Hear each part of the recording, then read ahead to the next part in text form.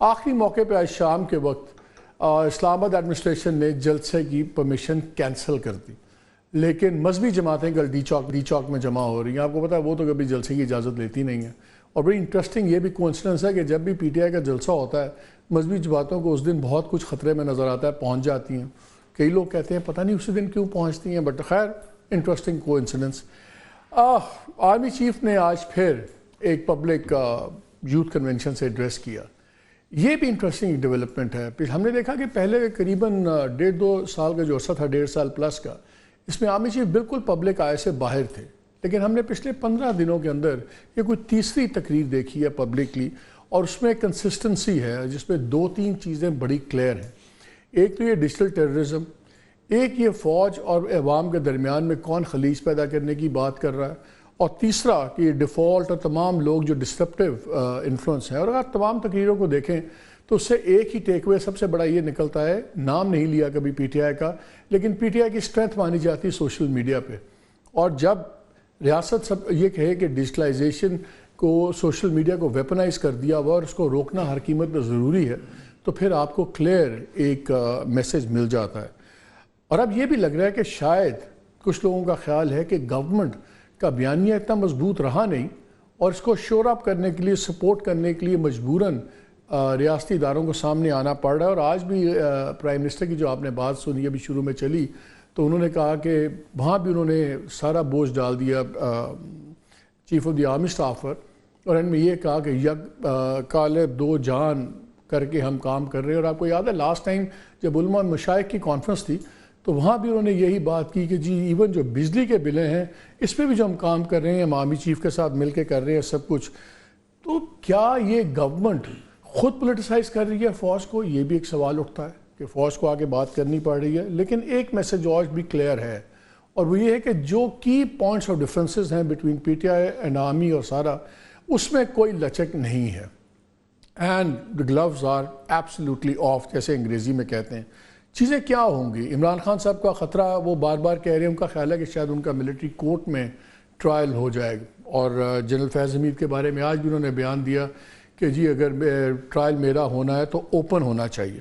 عام طور پہ ریسپانسز 1-2 دن کے بعد آتی ہیں انسٹیٹیوشنل، لیکن آج ہی ذرائع سے مطابق خبر آئی کہ جی عمران خان کون ہوتے ہیں یہ بتانے والے کہ ان کا ٹرائل کہاں ہونا چاہیے کہاں نہیں، یہ تو ڈیسائیڈ کریں گے کیس کی نوعیت سے، اور ساتھ ہی ان کو کہیں فکر نہ کریں، وہ اگر ان کا ٹرائل ہوگا ملٹری کورٹ میں تو وہ بھی اوپن کورٹ ہی ہوگی، اوپن کورٹ میں ہوگا۔ ڈینائل نہیں آیا کہ یہ کہ نہیں ہو رہا ان کا ٹرائل، اور جو اسلام آباد پنڈی کی خبریں گرم ہیں وہ یہ ہے کہ چیزیں تیزی سے اس طرف جا رہی ہیں۔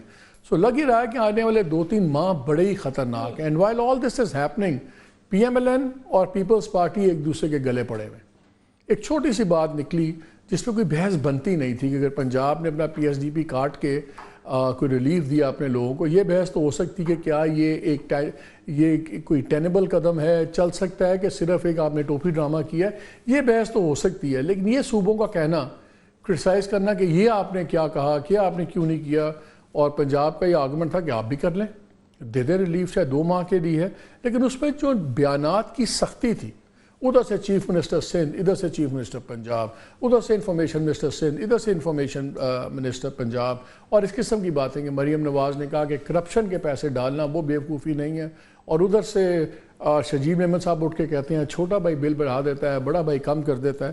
آج ایک میٹنگ سکیجول تھی بلاول بھٹو صاحب کی ود پرائم منسٹر شہباز شریف صاحب، وہ بھی آخری موقع پہ اب پتہ لگا کہ پٹ آف ہو گئی ہے کل تک۔ شاید پرائم منسٹر اب ان کے لیے کھانا تھرو کر رہے ہیں، اس میں شاید باتیں ہوں، لیکن ہر طرف ٹینشنز ہیں، اور وہ ایک اور بھی بیانیہ چل رہا ہے کہ if everything else fails تو کیا چینج آف گارڈ ٹاپ پہ کیا جائے گا، پیپلز پارٹی آگے یہ وہ۔ سو ہر طرف یہ چیزیں چاہ رہی ہیں، ہر طرف کنفیوژن ہے۔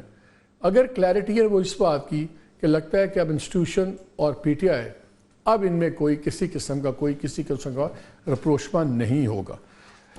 لیکن آج شروع کرتے ہیں۔ میرے ساتھ ہمیں جوائن کیا ہوا ڈاکٹر مصدق ملک نے، minister of petroleum, senior leader ہے پی ایم ایل این کے۔ بہت شکریہ مصدق صاحب آپ کا۔ Thank you sir. ہمایوں مومن صاحب، سینیٹر پی ٹی آئی کے، اور قادر خان منوخیل، سینئر لیڈر ہے پاکستان پیپلز پارٹی کے۔ آپ کے ڈیفرنسز میں تو بعد میں آئیں گے پی ایم ایل آر سے۔ اب گھبراتے کس بات سے مصدق؟ کیوں ان کا جلسہ نہیں ہونے دیتے؟ میرا تو خیال ہے کہ آپ ان کا بلف کال کر لیں. یہ کہتے ہیں ہم آئیں گے، لاکھوں لوگ لائیں گے، ہر باری آپ پرمیشن کینسل کر دیتے ہیں. یہ بغیر جلسہ کیے ہوئے سارے کہتے ہیں بہت طاقتور ہیں، تبھی تو جلسہ ہو نہیں رہا. کیوں گھبرا رہے ہیں ان کے بھرم رکھنے کے لیے، بھرم ان کا رکھنے کے لیے. آپ نے ورنہ جس طرح کوئی ہم سے اجازت لیے بغیر آ جاتا ہے، آپ نے ابھی کہا کہ یہ مولانا حضرات آ جاتے ہیں، انہوں نے اجازت نہیں لی، وہ سنا کہیں اور سے اجازت لے کے آ جاتے ہیں. تو ہمیں تو پتہ بغیر اجازت کے آ جاتے ہیں، کیونکہ ہم تو آپ کو مانتے ہیں پیر، اور آپ نے ابھی ابتدائیے میں کہا کہ بغیر اجازت لیے آ جاتے ہیں. بغیر اجازت لیے حکومت کی تو آ جائے. دیکھیے نا جن کے کیوں نہیں سیریسلی کیوں نہیں جلسہ دیتے؟ بتایا واٹ از دا فیئر؟ ارے بھائی بھرم ان کا رکھنے کے لیے، ورنہ ان کا شرازہ تو بکھر چکا ہے. اب اس شرازے کے بکھرنے کے بعد ہم یہ کہہ رہے ہیں کہ ان کو دے دیں گے اجازت تو رہتا ہے وہ کیا ہے، اس عاشقی میں عزت سادات بھی گئی. تو بہتر یہ ہے، اب دیکھیے اگر یہ آنا چاہیں تو آ جائیں. مولانا آ رہے ہیں، حضرات کل آ رہے ہیں، آپ ہی نے بتایا مجھے، میں تو ابھی کام کر کے نکلا وزارت سے، مجھے پتہ بھی نہیں تھا کہ وہ آ رہے ہیں. لیکن اگر آ رہے ہیں تو یہ بھی آ جائیں. اور وہ سیدھا 8 بجے ڈی چوک آ رہے ہیں.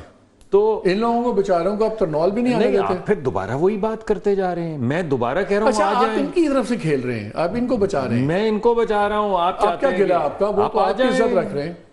دیکھیے جب کسی نے اجازت نہیں لی تو آپ بھی، میں آپ کو لطیفہ سناتا ہوں اگر برا نہ منائے. وہ ایک بندہ تھا نا، وہ آیا تو باہر افسر کے پاس ملنے کے لیے آیا تھا، تو باہر ایک بیٹھا ہوا تھا سٹول رکھ کے بندہ، تو اس نے بولا کہ یار میں اندر مل لوں؟ اس نے کہا نہیں. تھوڑی دیر میں ایک بندہ آیا، اس نے دروازہ کھولا، اندر چلا گیا. پھر تھوڑی دیر کے بعد ایک اور بندہ آیا، اس نے دروازہ کھولا، وہ چلا گیا. اس نے کہا میں مل لوں سر سے؟ اس نے کہا بالکل نہیں. پھر ایک اور بندہ آیا، وہ دروازہ کھولا، اندر چلا گیا. پھر ایک خاتون آئی، دروازہ کھولا، اندر چلا گیا. اس نے کہا یار یہ اتنے لوگ جا رہے ہیں. اس نے کہا میرے سے پوچھ کے جا رہے ہیں.